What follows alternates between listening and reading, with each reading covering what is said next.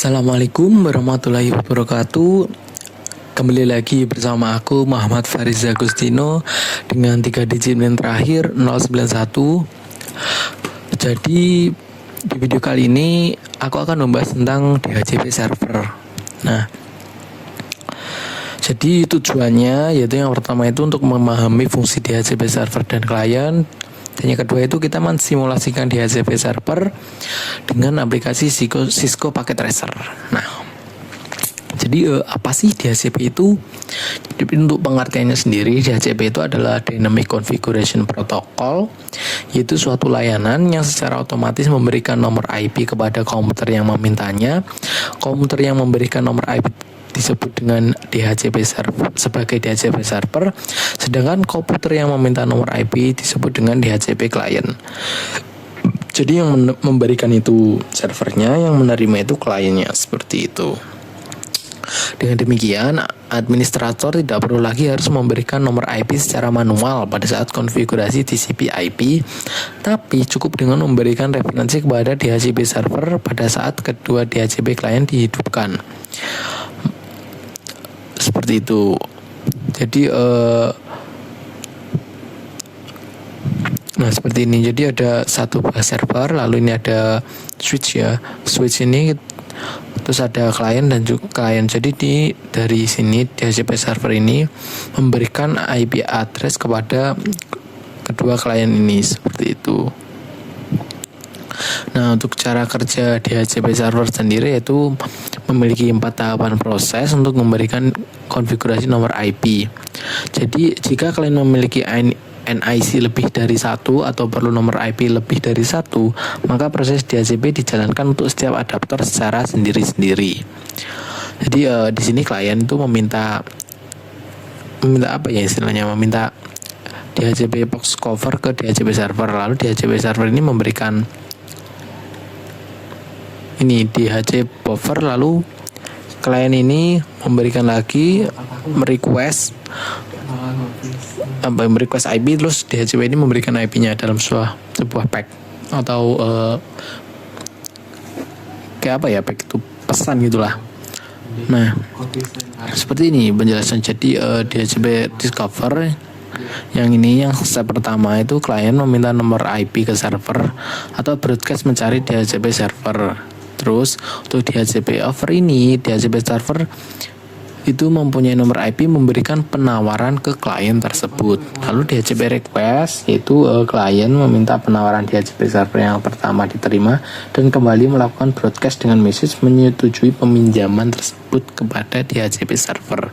Nah, yang terakhir ini DHCP acknowledgement, yaitu DHCP server yang menang memberikan jawaban atas pesan tersebut berupa konfirmasi nomor IP dan informasi lain kepada klien dengan sebuah acknowledgement. Kemudian klien melakukan inisialisasi dengan mengikat atau binding nomor IP tersebut dan klien dapat bekerja pada rangkaian tersebut. Sedangkan DHCP server yang lain menarik tawarannya kembali. Jadi apabila yang disetujui itu cuma ada yang sudah disetujui, jadi yang lainnya itu mundur, seperti itu. Kelebihan dari DHCP server sendiri, yang pertama itu memudahkan dalam transfer data kepada PC klien atau PC server. Terus yang kedua, DHCP menyediakan alamat-alamat IP secara dynamic dan konfigurasi lain. Yang ketiga itu DHCP memungkinkan suatu klien menggunakan alamat IP yang reusable, artinya alamat IP tersebut bisa dipakai oleh klien yang lain jika klien tersebut tidak sedang menggunakannya atau offline. Dan yang keempat, DHCP memungkinkan suatu klien menggunakan satu alamat IP untuk jangka waktu tertentu dari server.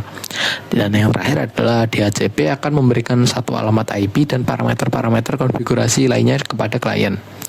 Untuk kekurangan dari DHCP server sendiri yaitu semua pemberian IP tergantung pada server. Jadi maka hal itu jika server mati, semua komputer akan disconnect dan saling tidak terhubung. Jadi itu minusnya itu apabila terjadi suatu problem dalam server pusat, maka klien semuanya itu akan terdampak.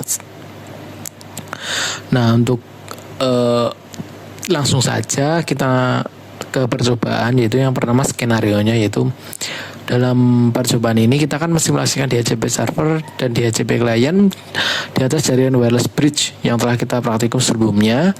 Yang bertindak sebagai DHCP server adalah PC server dan yang bertindak sebagai client adalah laptop dan smartphone. Oh, jadi kita buat server terlebih dahulu, ini skemanya. Nah, untuk langkahnya itu ya, yang pertama itu membuat skema seperti ini. Jadi kita dalam aplikasi Cisco Packet Tracer ini kita tambahkan sebuah server. Bentar. Nah, yang selanjutnya itu kita tambahkan DHCP server. Nah, ini kita tambahkan dulu servernya. Kita kasih nama DHCP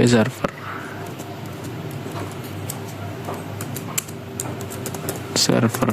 Nah, lalu kita hubungkan menggunakan kabel ini. Cooper. Salah port.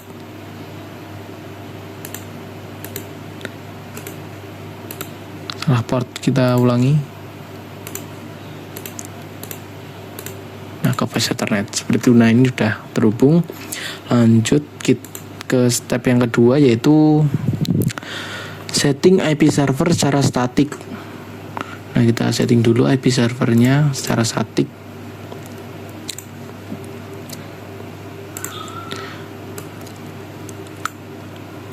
Configuration, ini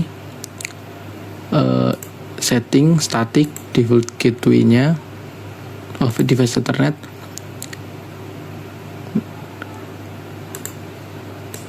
Default gateway-nya ini. IP address-nya 192.168.1.253. Kita ketikkan 192.168.1.253. Udah, terus subnet mask-nya di sini 128.128. Nah, udah. IP DHCP servernya udah. Lanjut ke ini, aktifkan DHCP server dengan konfigurasi seperti berikut. Service, kita aktifkan DHCP ini. Nah, ini kita aktifkan dulu. Full name-nya tetap, terus gateway-nya tadi 19 seperti IP 168.1.254. Untuk DNS servernya 33, dan 1 seperti itu. Untuk maksimum number of usernya kita atur 50. Nah, 50 aja. Sama seperti itu, kita save. Nah, udah save. Selesai langkah yang ketiga. Lalu yang keempat itu mengaktifkan laptop dengan menggunakan DHCP client dan pastikan sudah mendapatkan IP dari DHCP server. Kita ke laptop. Nih. Laptop nih. Kita ke laptop, ke desktop. Lalu kita ke IP configuration. Kita aktifkan yang DHCP ini. Nah, ini. Jadi kita udah mendapatkan IP address otomatis dari DHCP server. Itu 192.168.1.129. Nah, ini beda tapi nggak apa-apa soalnya kan ini dari servernya. Terus kita lanjut ke yang kelima, aktifkan pula smartphone. Nah, kita ganti ke smartphone. Nah, smartphone ini kita IP configuration-nya kita nyala DHCP. Nah, ini. Sorry.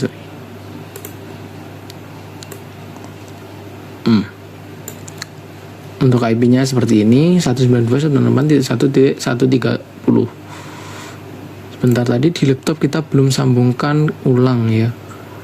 Jadi kita perlu menyambungkan ulang PC wireless. Sini kita konekkan lagi dengan access point 1. Kita konekkan lagi passwordnya 1 sampai 8. sini. Nah, informasi, nah ini udah masuk, jadi DNS-nya tadi udah masuk 333333.1 seperti ini, jadi sudah selesai. Untuk langkah yang ke-6 dan 7, untuk memastikan bahwa sudah tersambung, kita bisa melakukan ping dari laptop ke smartphone dan sebaliknya. Jadi kita ping, jadi tadi 192.168.130.